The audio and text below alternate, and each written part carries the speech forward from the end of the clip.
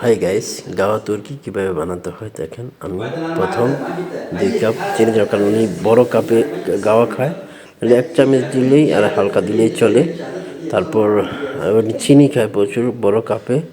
যারা চিনি খান তারা চিনি দেবেন, যারা না খান তারা না দিলেও পারে। উনি চিনি খায়, এই জন্য 3 চামচ চিনি দিলাম, কারণ বড়ো কাপে খায় সেই জন্য। ছোটো কাপে হলে 1 চামচ হালকা দিলেই চলে। দেখেন আমি পরিমাণ মতো পানি দিলাম, এটা বড় গ্লাস, অনেক ছোট গ্লাসে খায়।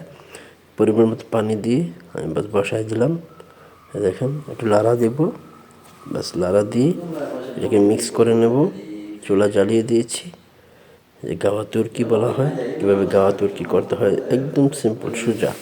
দেখেন লাড়া দিলাম, হালকা হয়ে গেছে গাওয়াটা, বাস পরিপূর্ণ আর মনে হয় বাস কিছুতেই।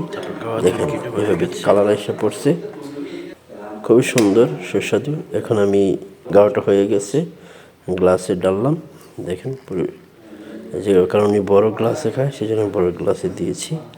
গাওয়া তুর্কি হয়ে গেছে।